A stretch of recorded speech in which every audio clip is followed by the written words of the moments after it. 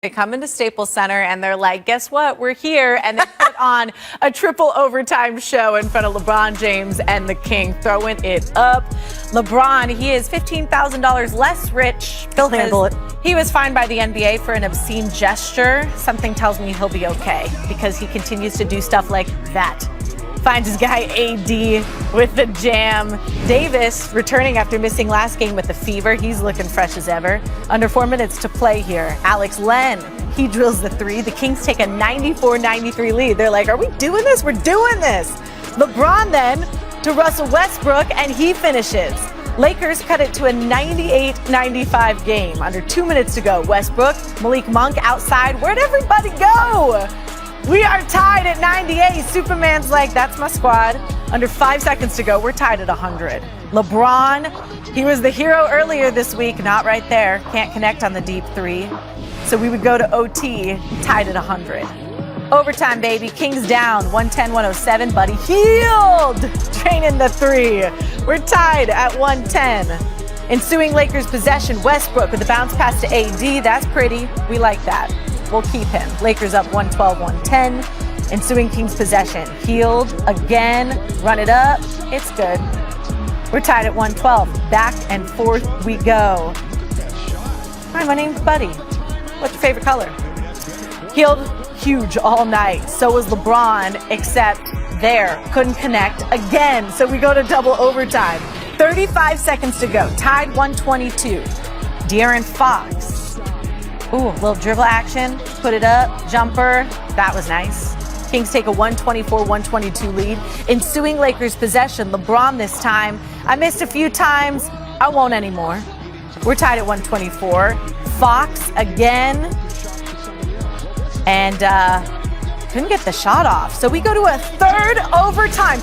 We have to extend our bedtime by 30 more minutes. Get me home. LeBron's first triple overtime game of his career. That's bananas. And so is that shot. Up and off the glass and in, even with Len on it. How you like me now? Lakers down 129-128. And then Kings take that lead a little further. Fox driving off the rim. And in, Kings up 135-128. Watch this. Carmelo Anthony, he's from outside and he's good. And then immediately inbound it. Hield takes the foul from AD. It's called a clear path foul. And that would be it. The Kings win a thriller 141-137 and triple overtime. It was the Lakers' 7th loss this season after leading by at least 10 points. That's tied for the most in the NBA. They're now 10-11 on the season, the first time that they've actually been under 500 through 21. What does Stewart challenging him say about LeBron? Well, I don't think it's what Stewart's challenging him, because Stewart just lost it, and obviously that's what it is. What it had me thinking about, though, because in all the years that I've covered the league, we talk about the Jordans of the world, the Kobes of the world, and people like that. And you saw LeBron when he first came into the league. You saw when they went to the finals. You saw when they was feigning, taking pictures and playing around and being jovial and all of that other stuff. LeBron James is too phenomenal and too great not to be incredibly respected. But in my estimation, from the people that I've spoken to covering the league, he's never been feared.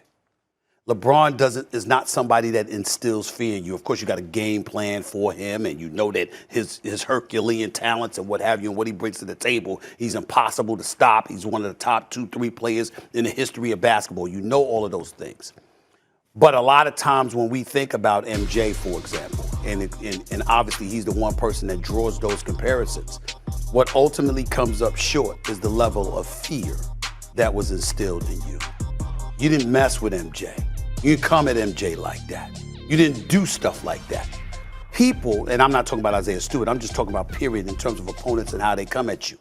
You believe that you wondered what you was going to do about this. With LeBron, you believe you can take him. You believe he can be had, whether it's because of the teammates around him, the system he's playing in, the people that, you know, whatever skill set you bring to the table, et cetera, you just view him differently.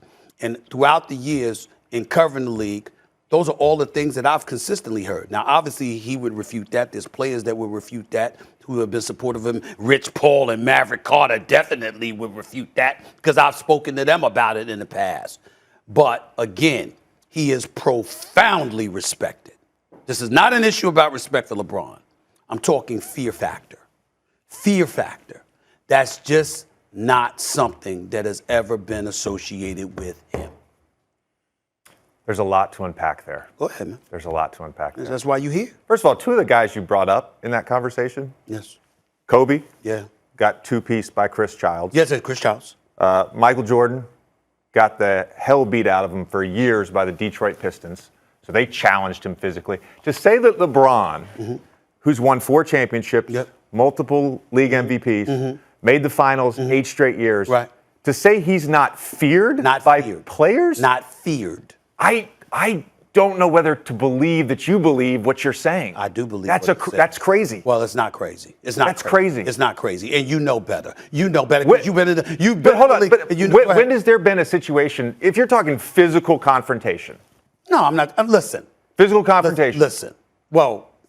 If that's what you're referring to, nobody's ever challenged LeBron like that. Why would they? Nobody could challenge him. I forgot who it was, the center that played for the Chicago Bulls when he shoved LeBron to the ground, pushed him to the floor when he was in Miami. But that's neither here nor there. What I'm saying to you is this.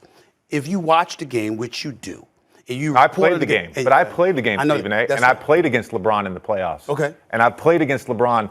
I played against LeBron for 15 years. You fear what he could do. Listen. You fear what he can do to you on the basketball court because nobody could ever question the greatness of LeBron James. But what I am trying to say to you is that you look at him, there's certain things with MJ in the era that he was in. I've spoken to Isaiah, I've spoken to Dr. J, I've spoken to Kareem, I've spoken to Magic, I've spoken to other folks. There's a culture that existed in the 80s, into the 90s, into the 2000s, or what have you. When you look at LeBron and you compare him to some of the preeminent superstars that have played this game, when it comes to fear, that's one of the differences. Do you mean because LeBron's more accessible, like in terms of the personality, and where MJ wasn't like one of the buddy guys? That could have a lot to do with it. What I'm saying is, we're talking about the greatest player who ever played the game, which I believe to be Michael Jordan. And a lot of times, when you delineate the difference between the two, whether it's Michael Jordan or it's LeBron James, they're talking about a fear factor. There's just certain things you knew that you wasn't going to do to MJ. You could come to MJ on the court, but the things that people have done, the way that they've talked about LeBron James, the way that they've come behind him in the media, behind his back and stuff like that, you hear stuff 30 years later about MJ. A lot of times you didn't hear that kind of stuff going on because there was a level of respect and fear that LeBron, I shouldn't say respect because LeBron has always been respected. Yes. Stephen A. Yes. Hold on a second. LeBron has grown up in a completely different world that existed in the 80s and 90s. There was no First Take in the 90s. Could you imagine in the New York Knicks series, LeBron or MJ going to Atlantic City the day before the game and coming home at 2 a.m.? Social media, this show, it's all you would talk about for days. No. For days. No. Yes, it would be. No, not on this show. Not on this show. Because as far as I'm concerned, listen, let me tell you what I said back there because I'm glad you brought that up. Michael Jordan went out and gambled, right? And Michael Jordan, hypothetically, I guess it was in the millions or whatever, you might have lost. My response was, you have any idea how much money Michael Jordan's worth? What do you care? Mind your business. But what does this have to do with fear? No, I'm just bringing you brought up Atlantic City. I'm saying the point that I'm trying to make. The reason people talk about LeBron though is because he lives in a 24/7 news. They would have talked about anybody, and it would have been just as bad, if not worse, for MJ, no doubt about it. But I'm talking to you about respect and fear. There's no question. We ain't talking about respect with LeBron. And I'm disagreeing with you completely. And so you're saying, there's no credence to Stephen A's argument, JJ. So you're saying that the people like that, the fear that Michael Jordan instilled in people, that's what LeBron did? Yes. Okay. In a different way. I mean, you're comparing two different things. To say that his peers don't fear him, opposing coaches don't fear him. Do you think people want to go into a playoff series against LeBron?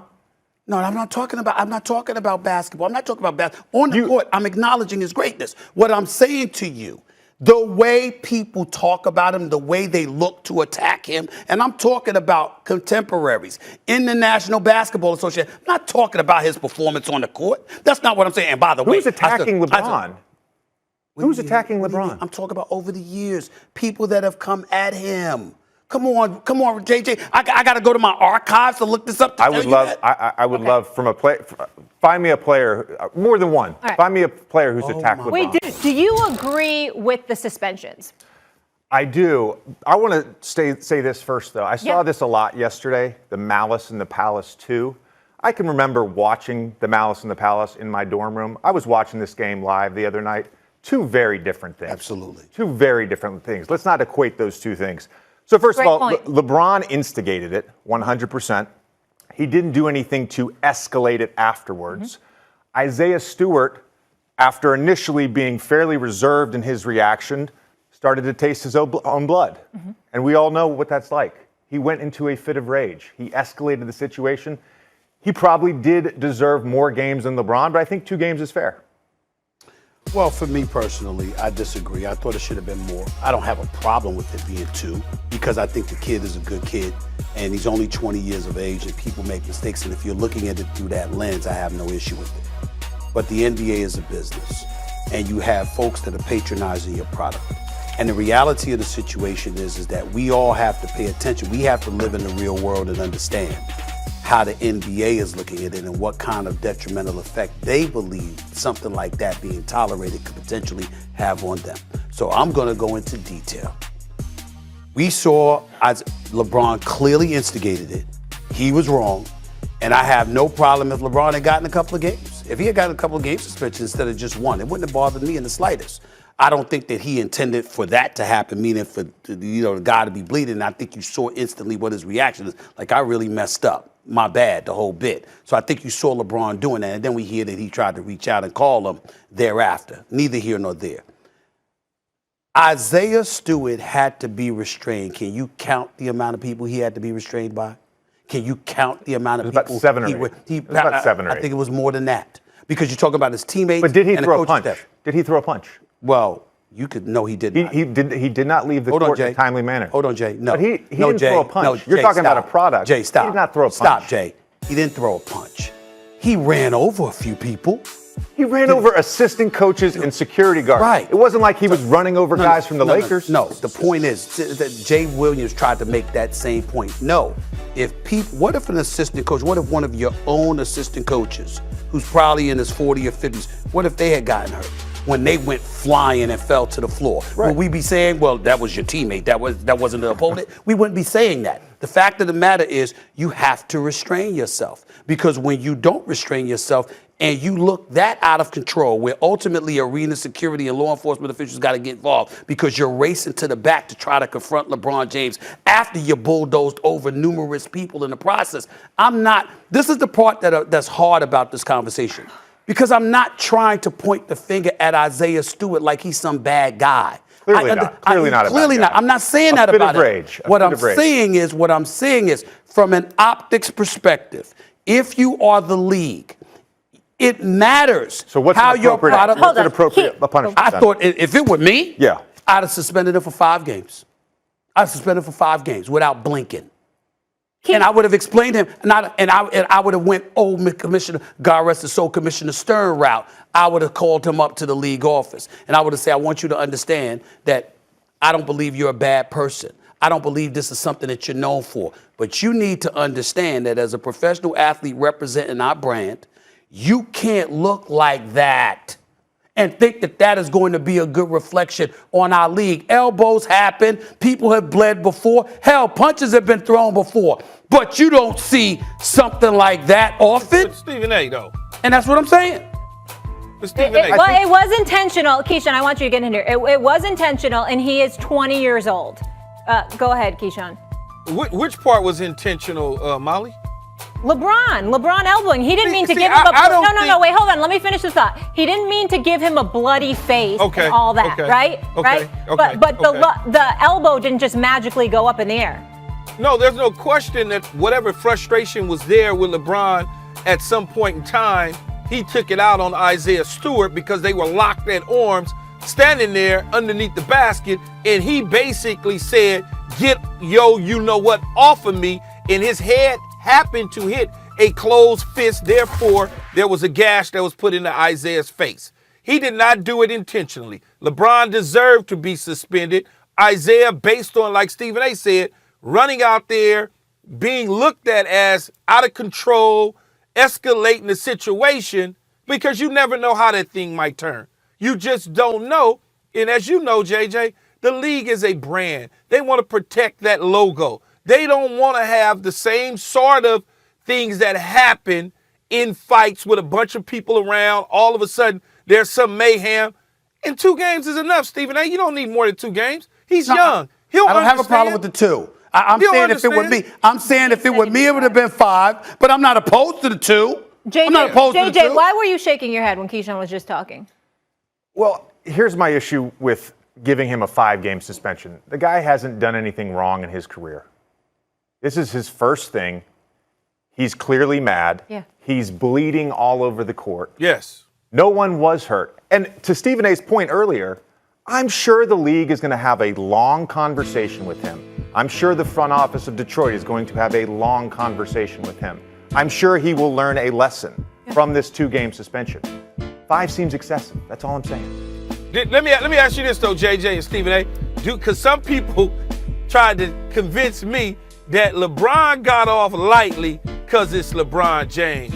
If it wasn't LeBron James and it was somebody else, the 9th man on the team, they would have had a harsher penalty.